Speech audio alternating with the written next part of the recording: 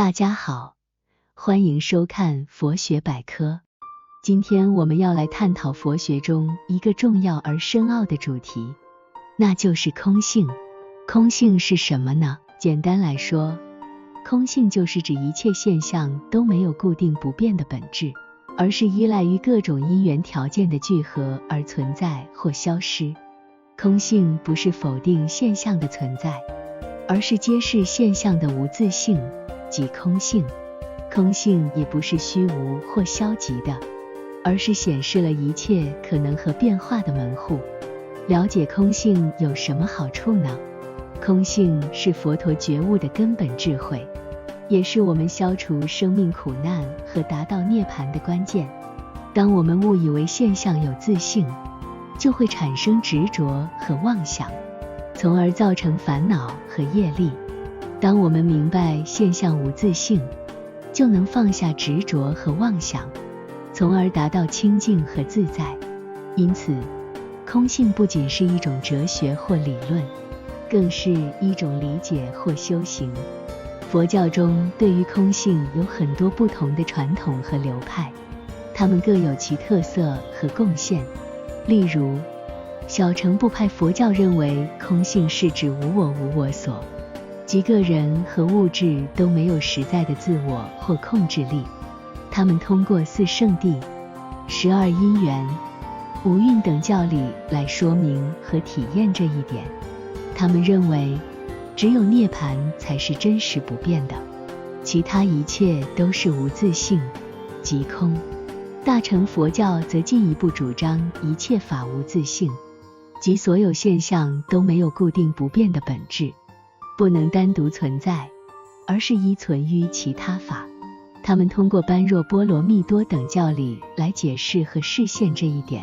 他们认为涅槃也不是真实不变的，而是与生死相依存而成立。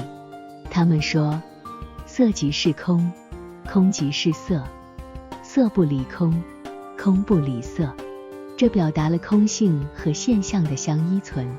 在大乘佛教中，又有不同的学派对于空性有不同的见解和体验。例如，唯识学派认为空性是指一切现象都是心所感知，没有与心相对的外境。他们通过八识、三性等教理来解释和体验这一点。他们认为只有如来藏识才是潜在的，其他七识都是表象的。他们说，一切法皆是心，心外无别法。这表达了空性和现象的相依存。另一个著名的大乘佛教学派是中观学派，他们认为空性是指一切现象都没有固定不变的本质，而是依赖于名言的指示。他们通过四句偈、二谛等教理来解释和体验这一点。他们认为，没有任何法是固定不变的，而是随缘而有，随缘而无。他们说，若法从自性生，则无生亦无灭；若法从他性生，则无因亦无果。这表达了空性和因果的相依存。如果您想深入了解佛学中的空性概念，我推荐您阅读以下书籍。这本书籍内容深入浅出，既有理论也有实践，可以帮助您增进对空性的认识和体验。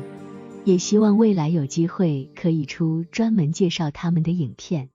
The Heart of the Universe Exploring the Heart Sutra 作者是 Musong。 这本书是对大乘佛教最著名的经典《般若波罗蜜多心经》的深入解读和诠释，用多元的视角和方法来探索心经中关于空性和般若的核心教义和启示。这本书既有广博的文化背景，也有生动的实例和对话，可以让您在阅读中感受到心经的美妙和力量。这本书探讨了心经中一个大胆而引人入胜的主张，色即是空，空即是色。这个主张在佛教传统中具有重要意义，并且与量子物理学和认知科学的前沿领域有着深刻的共鸣。作者 Musong 以简洁易懂的语言，从历史、灵性、语言和科学等不同角度探讨了这个世界宗教文献中的珍宝，每个角度都能相互依存的互相启发。以上就是我要介绍的佛学中的空性概念和相关书籍，希望大家能够通过阅读和修行体验到空性的智慧和喜悦。如果您喜欢这个节目，请记得按赞、分享和订阅。我们下次再见。